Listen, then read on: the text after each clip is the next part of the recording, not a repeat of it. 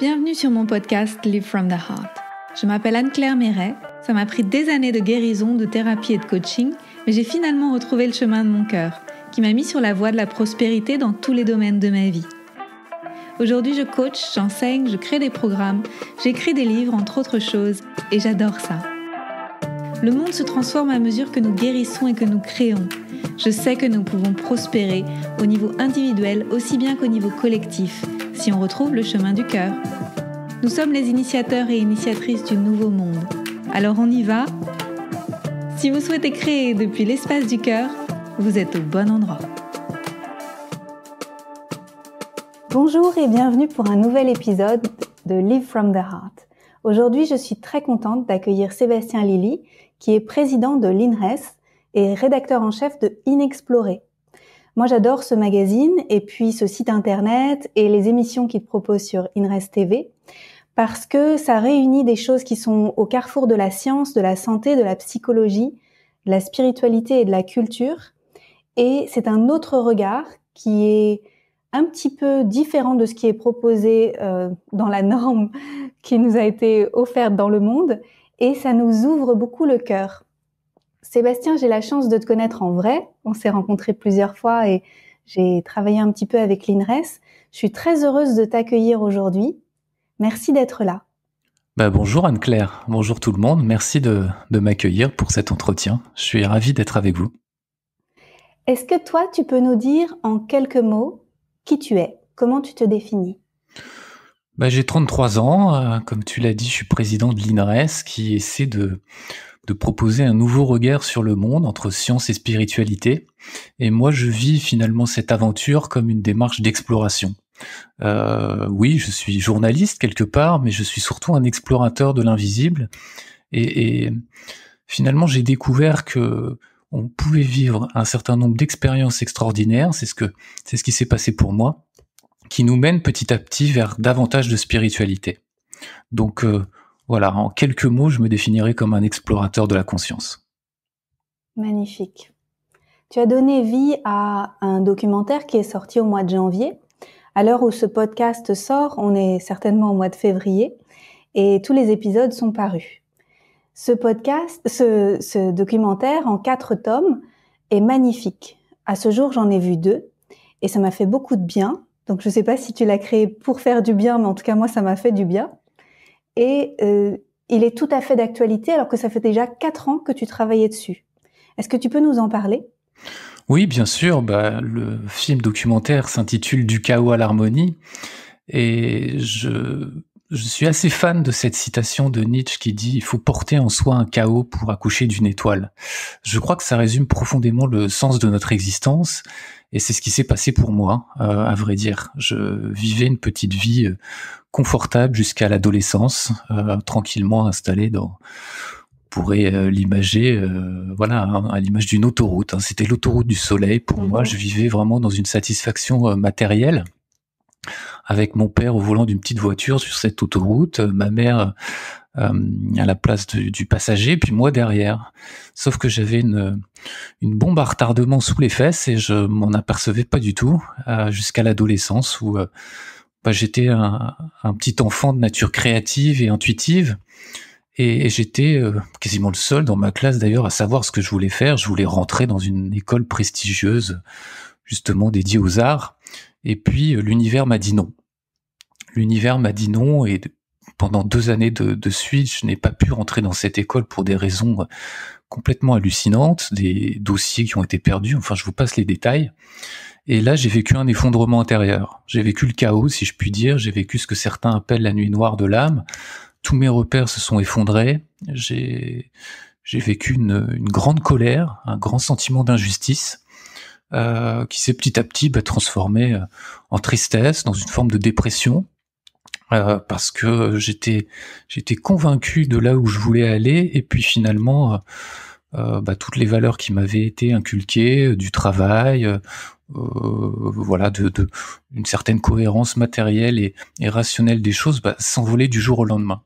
Et c'est là où j'ai d'ailleurs commencé à vivre un certain nombre d'expériences extraordinaires, de rêves, de phénomènes de la conscience, de conscience modifiée, qui m'ont amené à m'interroger en fait sur le sens de la vie, sur le sens de la réalité.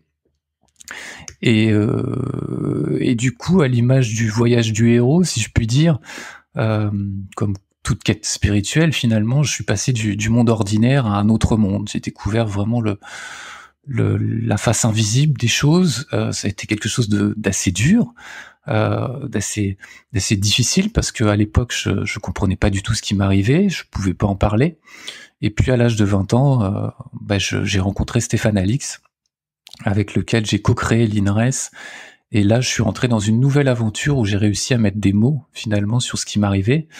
J'ai découvert la médiumnité, le chamanisme et tout un tas de choses qui nous permettent, justement, de nous transformer, ou du moins d'appréhender le monde différemment. Et puis, vers l'âge de 25 ans, je me suis rendu compte qu'on pouvait vivre des expériences extraordinaires, mais que c'était pas synonyme de sagesse, que c'était pas synonyme de spiritualité. Ça pouvait nous y amener, mais ça pouvait aussi nous offrir de nouvelles illusions. Et à partir de là, je me suis un peu lassé de la souffrance, en fait. Je me suis un peu lassé de la souffrance, comme dirait Jodorowsky, et j'ai cherché à guérir. Et je me suis rendu compte, finalement, que nous sommes tous des êtres blessés, et qu'on a besoin de faire un travail sur soi pour sortir un petit peu de nos schémas répétitifs. Et à partir de 25 ans, voilà, je me suis lancé à corps perdu dans cette aventure qui m'a amené à lancer INRES TV, qui est une sorte de Netflix de l'extraordinaire et de la spiritualité, si on veut le résumer un peu vulgairement. Et à partir de là, j'ai commencé aussi, voilà, je suis nature intuitive et créative, comme je l'ai dit tout à l'heure, donc du coup, je vis ma créativité notamment par le biais d'états modifiés de conscience. Et là, j'ai vécu pendant quelques temps des rêves très très spéciaux qui m'ont amené à me pousser à me lancer justement sur ce que j'appelais à l'époque la coopération du vivant. Je me disais, c'est fou, enfin la condition humaine est très difficile, on le voit tous les jours, c'est ce qui nous pose le plus de défis, et la nature a l'air si paisible, a l'air si harmonieuse. Alors elle a ses propres processus de chaos, mais au jour d'aujourd'hui, elle paraît si belle et si tranquille, que je me suis dit intimement, il faut que je m'intéresse aux lois fondamentales du vivant qui ont permis justement cette harmonie, en tout cas telle qu'on la voit aujourd'hui. Et donc de là est né ce film, du chaos à l'harmonie. C'était un clin d'œil évidemment à la voie individuelle et au chaos que personnellement j'avais traversé, mais qu'on peut vivre tous dans nos vies. Et puis aussi à ce qui se passe dans la nature. La nature est passée par là aussi, elle a inventé un certain nombre de solutions pour sortir du chaos et pour trouver une forme d'équilibre. Et pour moi, c'est ça la sagesse finalement, et je me suis mis en quête de sagesse en écrivant et en réalisant ce film, et ça m'a pris beaucoup de temps. Alors avant qu'on démarre l'enregistrement, on parlait de l'état actuel des choses, et qu'aujourd'hui on se retrouve dans un état collectif avec une société qui est profondément perdue, où il y a une grande peur de la mort et une vraie déconnexion des lois du vivant. Quelle opportunité tu vois, toi, pour nous aujourd'hui ? C'est ce qui m'a aussi motivé à faire ce film, c'est que je pense que notre société est perdue parce qu'elle a perdu le sens du sacré. Et c'est André Malraux qui disait: la nature d'une civilisation se construit autour d'une religion. Alors ça peut nous paraître un petit peu bizarre d'entendre le mot religion, mais il suffit de le remplacer par le mot spiritualité ou philosophie, et ça peut peut-être prendre davantage de sens à notre époque. Mais je crois profondément qu'on doit redéfinir quelles sont nos priorités, quelles sont nos valeurs, dans quel monde on vit, quel est notre rapport au temps, à l'énergie, à la santé. C'est des choses qui se sont transformées avec le temps et qui aujourd'hui n'ont plus vraiment de sens. On a tous un avis différent sur ce que peut être le monde d'après, sur comment il faut envisager les choses. Alors on voit que dans les domaines alternatifs, il y a justement de nouvelles visions et de nouvelles opportunités qui s'offrent à nous pour redéfinir tous ces concepts. Mais je pense que la base du monde de demain, ça va être ça. Ça va être de se demander dans quel monde on veut vivre et qu'est-ce qui nous réunit finalement. Parce que on a besoin de vivre collectivement une même histoire, une aventure commune. Sinon, on vit tous dans notre coin et finalement, on se fait d'une certaine manière un peu tous la guéguerre. Et je suis convaincu que finalement notre histoire européenne aussi peut nous apprendre des choses. On voit que notre histoire s'appuie sur le finalement une forme de paganisme qui existe depuis longtemps et qui nous dit grosso modo que voilà, il existe des cycles dans lesquels les minéraux, les végétaux, les animaux s'inscrivent et l'être humain s'inscrit dans cette nature profonde. Et tout est intelligent dans cette nature et l'être humain doit respecter cette intelligence du monde pour voilà, garder l'harmonie. Alors c'est une vision où on peut se perdre dans un labyrinthe finalement circulaire qui nous amène à des schémas répétitifs. C'est pour ça que je pense que ça a trouvé une forme d'impasse et ça nous a amené vers la religion chrétienne qui, elle, nous dit voilà, derrière l'ombre, au bout du tunnel, on peut apercevoir la lumière. Mais voilà, il y a une forme de repentance de ses péchés. Pareil, cette religion s'est sans doute enfermée dans son propre dogme avec des enjeux politiques et autres qui nous dépassent aujourd'hui, et avec peut-être un manque de clarté sur ce qui se jouait réellement en nous. Je crois que l'objectif de demain, ça va être d'inventer une nouvelle mythologie qui, justement, respecte la nature dans toute sa diversité et en même temps nous offre une voie personnelle de transformation qui soit compréhensible et qui soit claire. Et personnellement, je crois que les enjeux, les opportunités, elles sont là. Elles sont là. Et à titre personnel, je sais que c'est notamment la mémoire cellulaire et puis la philosophie bouddhiste aussi et toutes ces voies de spiritualité à travers le monde qui m'ont vraiment amené à travailler sur moi et à évoluer, j'espère. Comment tu as fait pour tenir bon au fil des années à créer ce que tu as créé avec l'INRES, avec Inexploré, dans un monde aussi complexe? Comment tu as tenu bon, en fait? Parce que je sais que ça n'a pas été de tout repos. Bah, c'est une bonne question. J'ai été appelé profondément par le projet de l'INRES, puisque Stéphane avait déposé les statuts, je l'ai rejoint dans cette aventure, et moi j'ai senti un appel qu'on peut sans doute résumer à la voix du cœur. Je ne sais pas si ça serait juste à ce moment-là, puisque je crois que j'avais encore aussi beaucoup à travailler sur moi, mais en tout cas je trouvais ça juste. Je trouvais ça juste parce que je vivais moi-même des expériences extraordinaires, j'avais le sentiment que d'autres aussi avaient besoin d'être nourris par cette dimension invisible de l'existence. Et cette conviction profonde que l'INRES offrait au monde finalement des perspectives, aussi des solutions, des outils pratiques pour mieux vivre, c'était fondamental. Alors pourquoi je pensais ça intimement, je ne sais pas. D'une manière ou d'une autre, je sortais aussi de 5 ans de chaos, donc quelque part j'avais vraiment l'envie de monter un projet à l'époque où j'ai rencontré Stéphane, et il se trouve que ce projet a fait tellement sens pour moi que je me suis effectivement battu corps et âme pour le faire grandir. Et en fait, au fur et à mesure du temps, j'ai vu que les gens y trouvaient du sens. Vous savez, on le disait tout à l'heure, on vit dans une société qui a peur de la mort. Quand on s'intéresse aux expériences justement de mort imminente, aux sorties du corps, au phénomène de la conscience, on se rend compte qu'il y a peut-être une vie au-delà de la mort. Ça peut changer toutes nos perspectives, que ce soit en matière de deuil et que ce soit aussi en matière du sens de l'existence et de notre mission sur Terre. Donc j'ai cette foi en moi et cette conviction qu'effectivement l'INRES peut être utile, mais je pense qu'il y a 1001 manières d'être utile. Et la difficulté, c'est de se mettre en mouvement avec ce qui nous fait vibrer, effectivement, et puis de voir, de s'apercevoir qu'on est utile, et du coup d'avoir une forme de reconnaissance qui est importante dans un environnement social où parfois les gens sont effectivement perdus dans un emploi qui leur plaît pas du tout. Oui.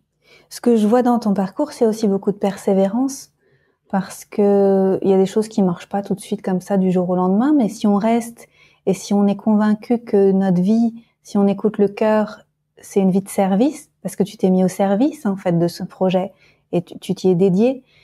Finalement, après, il y a beaucoup de choses qui se passent, en fait. Il y a tout un univers qui s'ouvre. Bah oui, j'aime regarder ce que nous dit finalement la sagesse du Tao par rapport à tout ça. Et j'en ai longuement parlé avec Serge Auger, qui est dans le film justement que vous allez découvrir, du chaos à l'harmonie. Et on dit que tout est cyclique, mais ça s'applique aussi finalement à la dynamique professionnelle. Il faut du temps en fait pour se faire connaître, pour construire des fondations solides de son entreprise, pour développer petit à petit, jour après jour, une nouvelle vision du monde, la partager tous ensemble. C'est des choses qui prennent du temps. On parle de cycles de 1 an, 3 ans, 9 ans. C'est des cycles qui sont liés au monde de l'entreprise. Et c'est vrai qu'au jour d'aujourd'hui, on vit dans une culture de l'immédiateté et de la rapidité qui peut, je pense, nous perdre. Quand on travaille la voie du cœur, on travaille sur le long terme. Et les besoins de reconnaissance ou autre doivent passer au second plan finalement pour servir une cause plus grande. Et ça, je pense que ça peut se faire si on fait un travail sur soi. Si on fait un travail sur soi qui nous invite à rester humble tous les jours. Alors moi, j'ai une nature très sportive aussi, donc j'aime aller me dépasser. J'ai fait le semi-marathon, j'ai fait plein de choses comme ça. Donc je suis un guerrier de lumière finalement. C'est un peu ça qui me caractérise. Donc si vous voulez, effectivement, je suis très dynamique et j'ai pas peur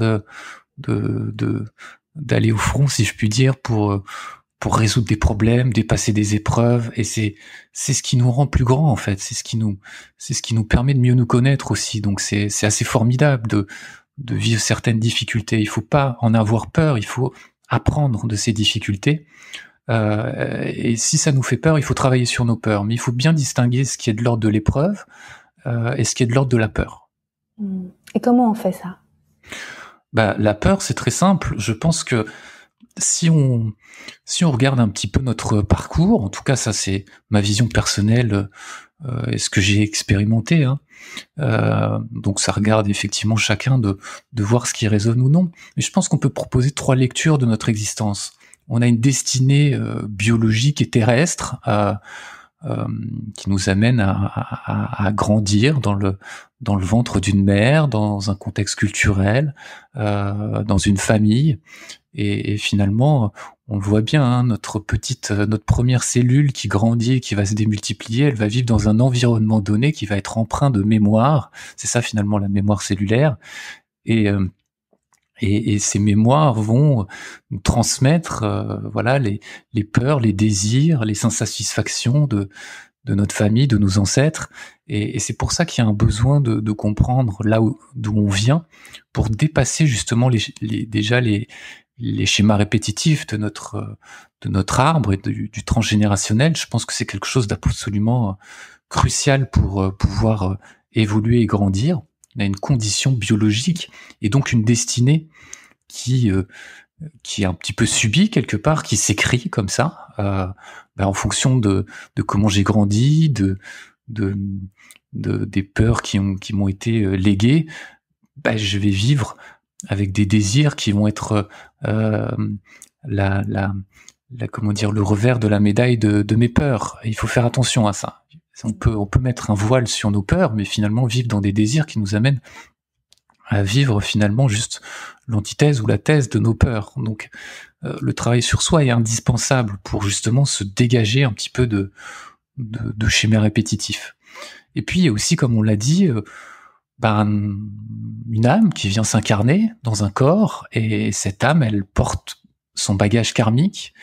Ça fait sens finalement de s'incarner dans ce corps biologique-là, mais on vient aussi avec une mission de vie, quelque chose de profond, pour permettre l'évolution du vivant. Et ça, c'est quelque chose qui est difficile à sentir. Il nous faut passer par nos démons intérieurs pour vraiment toucher ce qui est de l'ordre de notre mission de vie. Et puis après, il y a une 3e lecture qui est celle de notre chemin, de ce chemin conscient qui se fait. Et plus on apporte de conscience et de lumière sur nos blessures, et nos traumas, plus on peut vivre en conscience et suivre cette voie du cœur. Et plus finalement, voilà, les nuages s'éclaircissent et on peut voir le soleil derrière dans le ciel. Donc, je crois profondément que c'est ça la voie du cœur finalement. Ça nous invite à travailler sur nous pour suivre, ce pourquoi on s'est incarné sur Terre et qui va être une mission, qui est plus grande finalement que notre petit intérêt personnel. Toi, quand tu es bien aligné avec tout ça, comment ça te fait te sentir ? Comment tu perçois que c'est juste ? Depuis que j'ai pratiqué la mémoire cellulaire, je dois dire que je fais de plus en plus attention au corps. C'est quelque chose qui me semble fondamental, et surtout à un moment, à une époque où on se réfugie souvent dans notre mental. C'est très difficile de savoir mentalement ce qui est juste ou non pour nous. Ça va nous amener à nous poser des questions, ça va nous amener à des réflexions qui nous mettent souvent mal à l'aise parce qu'on a du mal à répondre clairement. Par contre, si on écoute notre corps, on va sentir comment notre corps vibre, si ça nous donne mal aux genoux, s'intéresser à ce que ça signifie. Sur le plan symbolique, c'est intéressant. Genou. Si on a mal au cou, si on a mal à la gorge, est-ce que c'est une difficulté à s'exprimer ? D'où elle vient, cette difficulté à s'exprimer ? Est-ce qu'elle vient de notre histoire ? Est-ce qu'elle vient de nos parents ? Est-ce qu'elle vient de quelque chose d'autre ? Peut-être qu'on a capté une forme d'empathie. Et du coup, en écoutant notre corps, on est sûr de ne pas se tromper parce que justement, nos cellules qui nous constituent, je le crois profondément après l'avoir pratiqué, portent une sorte de mental aussi. C'est ce que disaient Maire et Sri Aurobindo, qui sont à la source finalement de cette pratique, portent un mental, une conscience propre, qui fait qu'elles adoptent une réaction donnée à quelque chose. Donc si on se met à l'écoute de notre corps, on peut effectivement sentir un état d'apaisement, un état de sérénité, ou un état d'inquiétude, ou un mal-être qui va se révéler en nous. Et du coup, on peut appliquer ce raisonnement pour chaque action. Si on se lève le matin et qu'on a envie de manger un croissant, qu'est-ce que nous dit notre corps ? Est-ce qu'on est à l'écoute de notre estomac, de notre ventre ? Est-ce que c'est encore notre mental qui dit « Oh là là, j'ai passé une sale nuit, et puis hier, ça allait pas, alors un croissant bien gras et puis un peu sucré, ça va me faire du bien. » Pourquoi pas ? Mais que nous dit notre corps ? C'est important de le conscientiser. Ça ne nous empêche pas de manger le croissant si vraiment on n'arrive pas à se retenir ou si ça fait sens pour nous, mais ça va nous permettre déjà d'être dans une symbiose avec le premier véhicule qui nous constitue, qui est notre corps physique, et on a besoin profondément de relier notre esprit à notre corps. Après, on pourrait aller plus loin, mais je crois que c'est quelque chose de fondamental. Je l'ai appris à mes dépens, puisque moi, j'étais quelqu'un à la base qui de nature intuitive et créative, comme je le disais, mais qui du coup développait un mental très fort, et ça a été difficile pour moi de me plonger dans mon corps, parce que on a toujours des niveaux d'interprétation qui arrivent sur ce qu'on peut sentir. Il faut dépasser un petit peu l'intellectualisation pour aller vraiment dans les écuries d'Augias, dans ce qui est de l'ordre de notre souffrance personnelle, pour se dire voilà, si j'ai mal quelque part, si mon corps s'exprime, c'est qu'il a quelque chose à me dire profondément sur où j'en suis aujourd'hui. Et vraiment, j'invite tout le monde à se mettre dans cette écoute attentive du corps, parce que ça déjà ça soulage. Le corps ne se trompe pas, le mental peut se tromper, et petit à petit, jour après jour, ça nous amène à faire un travail qui participe à notre apaisement et qui nous permet d'identifier des choses qui sont très précises dans notre histoire, sans partir dans des délires ou dans des nouvelles illusions qui peuvent nous perdre. Voilà. Alors c'est un chemin qui est magnifique de reconnexion à soi, mais qui est pas sans responsabilité, parce que j'imagine qu'une fois qu'on a entendu le corps, après on ne peut plus continuer à faire ce qu'on faisait avant, qui potentiellement nous rendait mal. J'imagine. C'est vrai que apprendre à écouter son corps, ça nous amène à des remises en question sur ce qu'on fait de nos journées, ce qu'on est toujours dans cette course infinie. Moi, je vous le disais, je suis quelqu'un de très sportif, par exemple, mais très dynamique, et je vivais parfois dans une sorte de fuite en avant. Je suis passionné par les projets, je suis passionné par plein de choses, et je crois que être à l'écoute de son corps, ça nous aide à nous recentrer, à vivre dans un équilibre, dans une sagesse qui est importante pour être à sa juste place, de pas être dans une toute-puissance ou dans de nouvelles illusions, dans de nouveaux désirs. Et chaque choix est un renoncement, effectivement. Quand on décide de bien manger, ça veut dire peut-être adieu à certaines choses qui pouvaient être aussi sympas. Mais quand on voit finalement là où ça peut nous mener, là où ça nous mène aussi collectivement, quand on s'aperçoit de chaque cause et des conséquences que peuvent avoir nos plus petites actions, comme le fait de consommer différemment, effectivement, ça nous replace à un niveau différent, et c'est pareil effectivement pour la voie professionnelle. Ça nous invite à être davantage à l'écoute aussi de notre environnement, d'essayer de trouver cet équilibre entre donner et recevoir. Et je crois que c'est ça finalement la sagesse. Et moi, c'est vrai que je suis en quête éternelle de sagesse, donc ça nous amène à l'équilibre. Tout à l'heure, avant qu'on débute, tu me disais que l'être humain a du mal à se dire qu'il a les cartes en main et qu'il oublie souvent que c'est possible d'être un créateur d'une réalité qui serait différente. Ça, c'est moi qui le rajoute.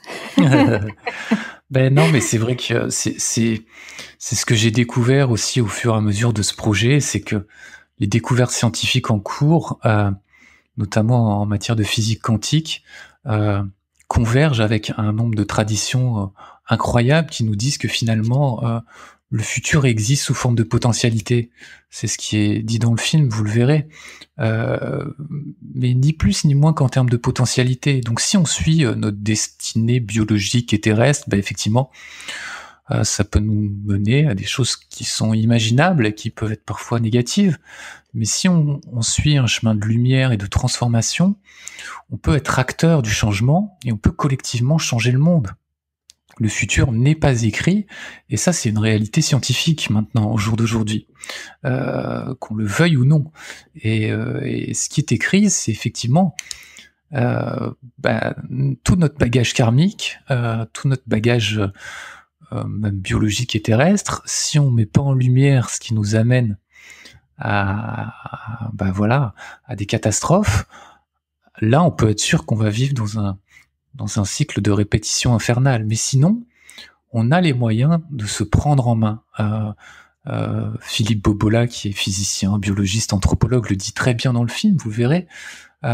S'il y a une crise, il y a un antidote.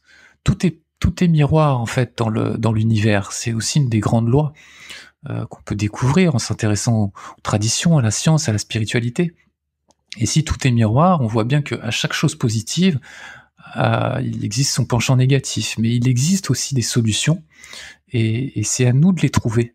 Et généralement, on les cherche à l'extérieur de nous, alors qu'on en a un grand nombre à l'intérieur de nous. Et en plus de ça, on vit dans une époque incroyable où les solutions qu'on a à l'intérieur de nous, on peut se donner les moyens d'être un acteur engagé et co-responsable finalement de nos existences. Donc c'est assez merveilleux. Je crois profondément, oui, qu'il nous faut déjà comprendre que le futur n'est pas écrit, et que comme la météo est difficilement prédictible, le futur est difficilement prédictible parce que il y a trop d'acteurs finalement en mouvement, et c'est ça qui est beau, c'est ça l'impermanence aussi, qui est une autre loi du vivant. C'est que nous sommes des êtres blessés, oui, comme je le disais tout à l'heure, mais nous sommes aussi des êtres évolutifs qui avouent notre libre arbitre entre les mains, et ça c'est profondément responsabilisant de se le dire et de se le répéter. Merci pour ça. Tu sais, ça me fait du bien ce que tu as créé dans le monde avec le magazine et avec le site internet, parce que ça me permet de rencontrer ces acteurs, ces personnes qui vivent le monde avec d'autres yeux et qui témoignent. Et parfois, quand on est tout seul et qu'on n'est pas connecté avec d'autres personnes qui voient le monde, qui voient les meilleurs futurs possibles du monde, on se dit c'est impossible. Et puis quand on voit ces témoignages de personnes qui reportent d'autres choses et qui disent oh waouh, ça c'est une des potentialités, ça fait beaucoup de bien dans mon cœur quand je les vois. Et puis je me dis je suis plus seule, et peut-être que si moi je suis moins timide et que je veux bien dire aussi comment moi je perçois les choses, je vais peut-être aussi trouver d'autres personnes que ça va inspirer, et puis ça va être la plus belle contagion. Bah c'est ça, on en est là en fait. On parle souvent du virus qui est contagieux, mais il y a d'autres choses qui sont contagieuses, et effectivement nos pensées le sont, elles ont un impact sur nos actions, et on vit tous dans un tunnel de réalité qui est différent, mais on a besoin aussi de le nourrir, ce tunnel de réalité. Notre conscience, ce qui forge notre regard sur le monde.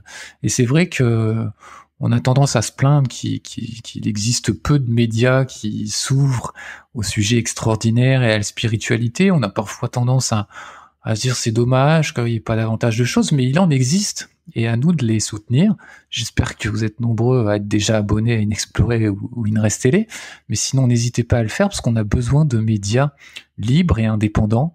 On a besoin de coachs, de naturopathes, de thérapeutes différents aussi, qui participent à un système préventif de guérison, et non à un système qui encourage, qui nourrit quelque part la maladie, ou qui du moins n'encourage pas assez les voies de guérison. Et nous, on travaille ces voies de guérison de l'esprit, et j'espère effectivement qu'on réussit à mettre en lumière un maximum de ces initiatives qui participent à changer le monde. Et comme le disait cette fois Pablo Servigne dans le film, on a besoin de 3 choses demain. On a besoin de conscience, et ça j'espère qu'Inexploré et l'INRES participent à cet engagement-là. On a besoin d'alternatives, on en met en lumière aussi beaucoup, mais ça c'est à chacun de s'emparer finalement à la fois des messages du film, et puis à la fois de tout ce qui est en train de se passer en ce moment, pour être acteur de ces alternatives. Et puis on aura sans doute besoin de lutte à un moment, de défendre ce que représentent nos valeurs, ce que représente notre vision du monde.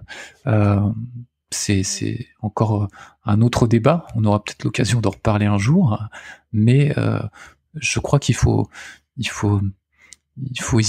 pas hésiter à faire des liens entre ces 3 mondes, parce que voilà, militer sans conscience, ça n'amènera nulle part, des alternatives sans conscience, ça n'amènera nulle part, mais la conscience sans alternative ou sans engagement, ça mènera nulle part non plus. Oui. Donc il faut les 3. Oui, il faut les 3. Et tout est déjà là. Tout est déjà là. La question, c'est comment on va s'en saisir individuellement et puis aussi collectivement. Oui, parce que de toute façon, les médias ne voient pas ce qui est en train de se passer dans ces branches alternatives. Ils en ont pas vraiment envie, et donc il faut pas compter sur eux pour comprendre ce qui est en train de se jouer. Ils comprennent tout juste ce qui est en train de se jouer au niveau écologique, mais au niveau spirituel, c'est quelque chose d'encore un peu farfelu pour eux. Donc je crois profondément que c'est à nous, tous les petits acteurs du quotidien, de faire en sorte qu'on devienne une majorité, ou du moins un nombre significatif qui permette ensuite de faire sentir que cette voie-là est importante et vitale. Je pense qu'il n'y aura pas d'écologie sans spiritualité, oui. Puisque l'écologie sans spiritualité, c'est ce qui nous amène à ce labyrinthe infernal dont on parlait. C'est cette nature sauvage qui vit, malheureusement, aussi de souffrances et de schémas répétitifs. Et le seul moyen de s'en sortir, c'est de basculer vers un être divin, finalement, que l'être humain devienne divin. Voilà. Merveilleux. Merci pour tout ça. Merci beaucoup, Sébastien. Merci Anne-Claire. Pour qui tu es et pour tout ce que tu crées dans le monde. Merci beaucoup à toi aussi, qui, je pense, participe à ce nouveau monde pleinement. Et merci d'ailleurs d'avoir participé aussi au film, puisque tu m'as aidé un temps à notamment faire de belles présentations de textes de ce film, et puis de mettre en lumière aussi d'autres choses. Donc merci pour ça. Merci beaucoup. Et puis merci à vous qui écoutez ce podcast. Oui, et rejoignez INRES et Inexploré pour découvrir beaucoup de choses absolument passionnantes et ouvrir le champ de la conscience et participer à tout ce changement. Et profitez-en, le film Du chaos à l'harmonie est gratuit.